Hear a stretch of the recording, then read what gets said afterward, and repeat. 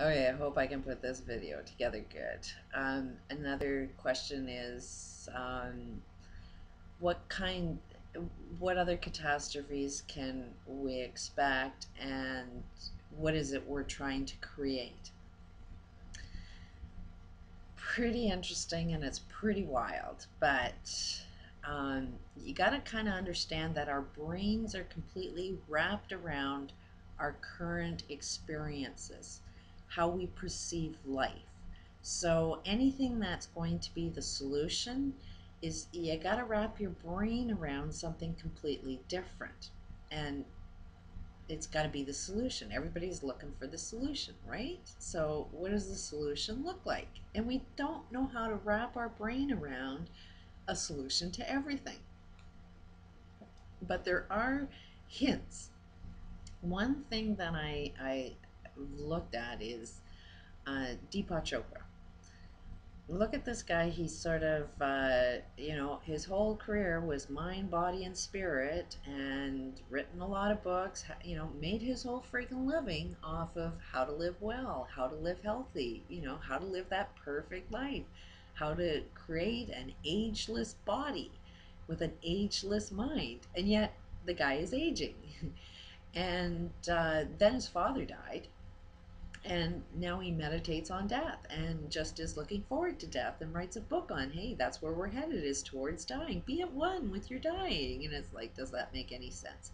And this is a guy that meditates and kind of noticed that meditation doesn't really solve anything. Look at all of these monks. They've been meditating for years. They seem to have more problems. So it's like we tend to meditate on what's inside us, which only creates more of what's inside us. So I don't think meditation is quite the answer, although I think it's part of the puzzle if used right. Um, then you look at a lot of these other, motivational people that are just saying, be the love, be the peace.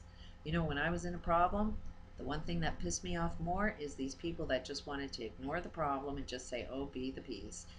Be the peace and be the love does not bring any solutions to anything. It's a piece of the puzzle, but it doesn't solve any problems. When I was experiencing my big bad problem, kind of wanted the solution, kind of wanted it solved. And everywhere I went, all of the organizations that claim to be helping, not one of them are helping. It's all about, okay, how do you cope and deal with it?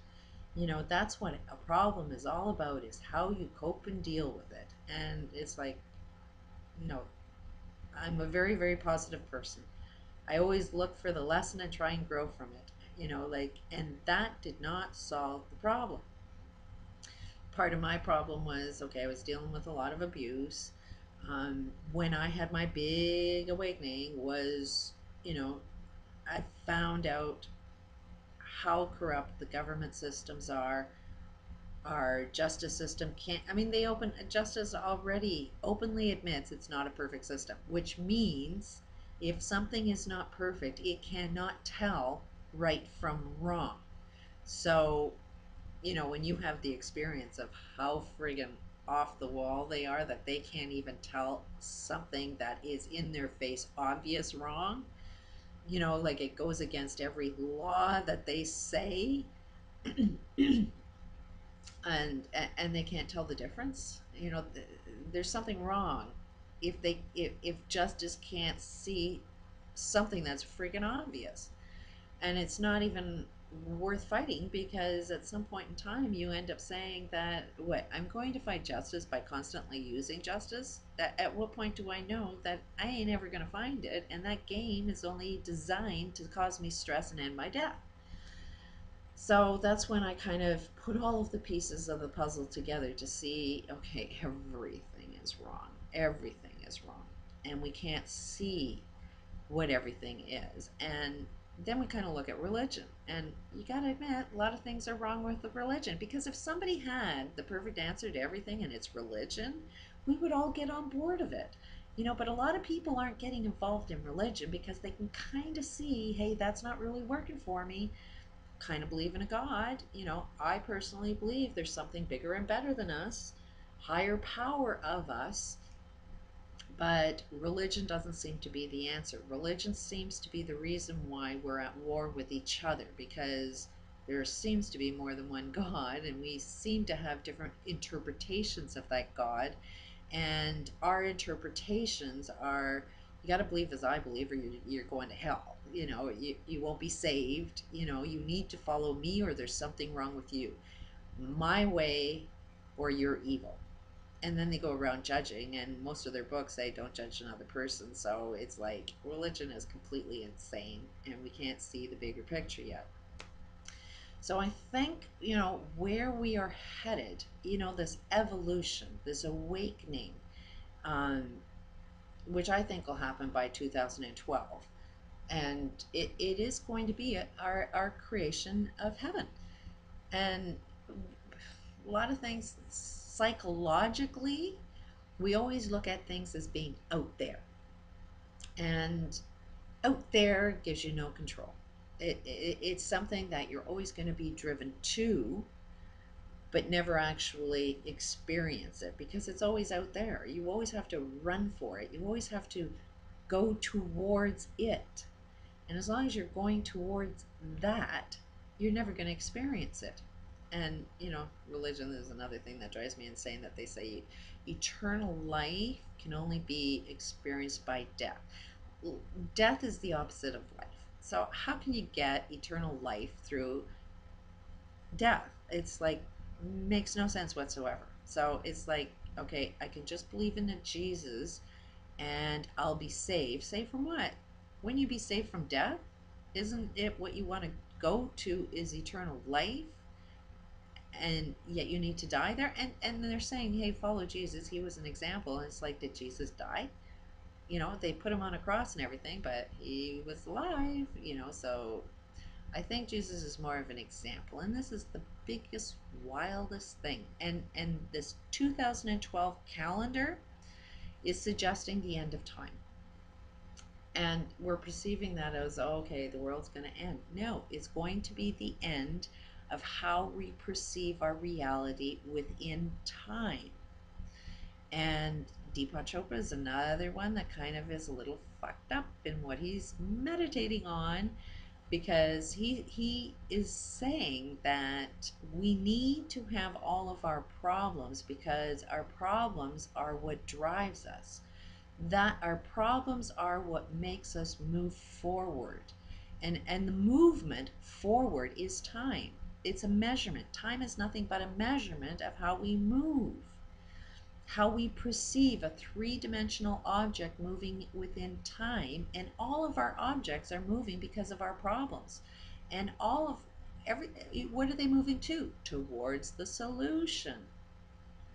So Deepak Chopra, who meditates, who's meditating on his death, who's saying accept death now, it has said that if we solve all problems, we would be mummified mummies, not moving at all. And it's like, we don't want that. It's like, yeah, of course.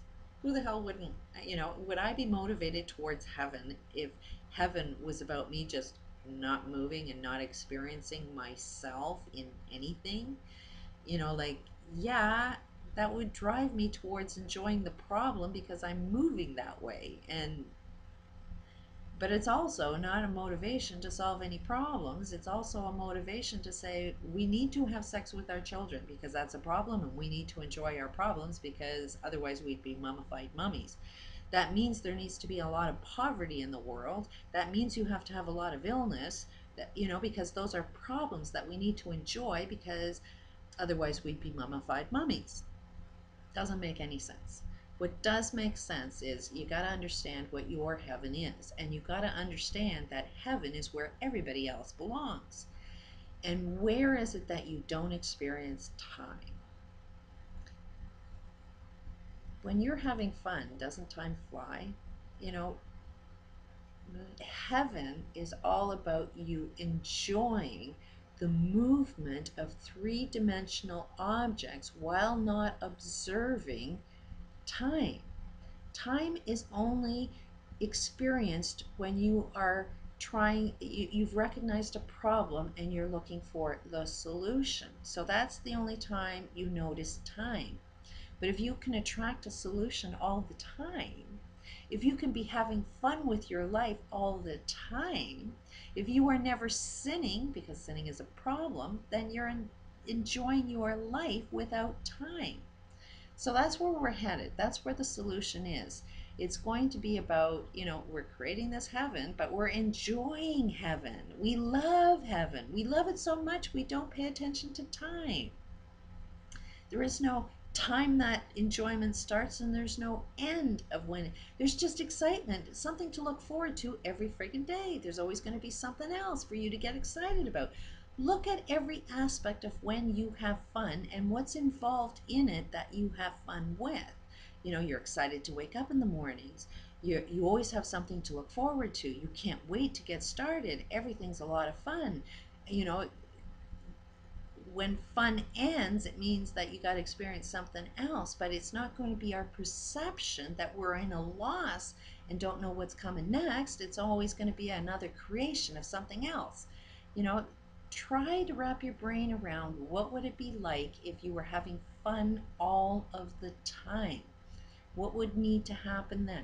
And that's where I see we're headed. Peace out.